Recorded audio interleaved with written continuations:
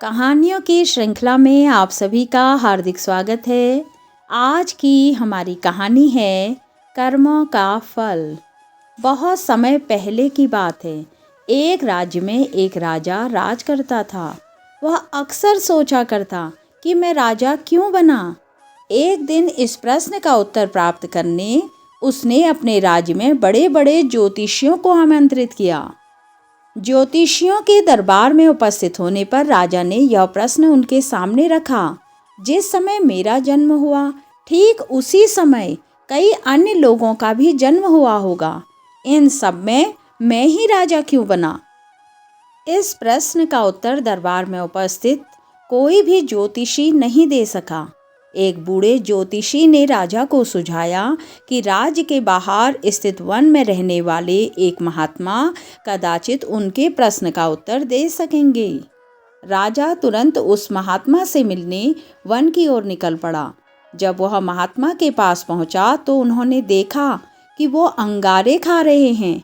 राजा घोर आश्चर्य में पड़ गया, किंतु उस समय राजा की प्राथमिकता अपने प्रश्न का उत्तर प्राप्त करना था, इसलिए उसने इधर उधर की कोई बात किए बिना अपना प्रश्न महात्मा के सामने रख दिया। प्रश्न सुन महात्मा ने कहा, राजन, इस समय मैं भूख से बेहाल हूँ। मैं तुम्हारे प्रश्न का उत्तर नहीं दे सकता। कुछ दूरी पर एक पहाड़ी है, उसके ऊपर एक और महात्मा तुम्हें मिलेंगे। वे तुम्हारे प्रश्न का उत्तर दे देंगे। तुम उनसे जाकर मिलो। राजा बिना समय व्यर्थ किए पहाड़ी पर पहुंचा। वहां भी उसके आश्चर्य की सीमा न रही जब उसने देखा कि वहां वह महात्मा चिमटे से नोच नोच कर अपना ही मांस खा रहे हैं। राजा ने उनके समक्ष वह प्रश्न फिर दोहराया। प्रश्न सुनकर महात्मा बोले, राजन, मैं तुम्हारे प्रश्न का उत्तर नहीं दे सकता। मैं भूख से तड़प रहा हूँ। इस पहाड़ी के नीचे एक गांव है। वहाँ 5 वर्ष का एक बालक रहता है। वह कुछ ही देर में मरने वाला है। तुम उसकी मृत्यु से पूर्व उससे अपने प्रश्न का उत्तर प्राप्त कर लो। राजा गांव में जाकर उस बालक से मिला। वह बालक मरने की कगार पर था। राजा का प्रश्न सुन वह हंसने लगा। एक मरते हुए बालक को हंसता देख राजा चकित रह गया, किंतु वह शांति से अपने पूछे गए प्रश्न के उत्तर की प्रतीक्षा करने लगा। बालक बोला, राजन, पिछले जन्म में मैं, तुम और वो 2 महात्मा जिनसे तुम पहले मिल चुके हो भाई भाई थे। एक दिन हम सभी भाई जब भोजन कर रहे थे तो एक साधु हमारे सामने आकर भोजन मांगने लगा।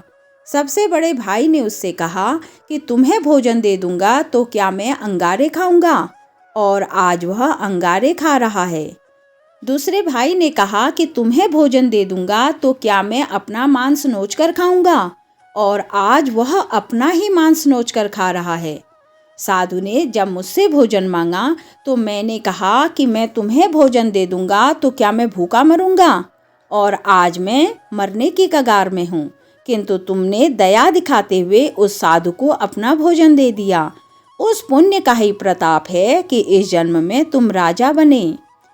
इतना कहकर बालक मृत्यु को प्राप्त हो गया। राजा को अपने प्रश्न का उत्तर मिल चुका था। वह अपने राज्य की ओर चल पड़ा। इस कहानी से हमें यह सीख मिलती है कि अच्छे कर्म का अच्छा फल मिलता है। इसलिए सदा सद्कर्म करो और जहाँ तक संभव हो दूसरे की सहायता करो।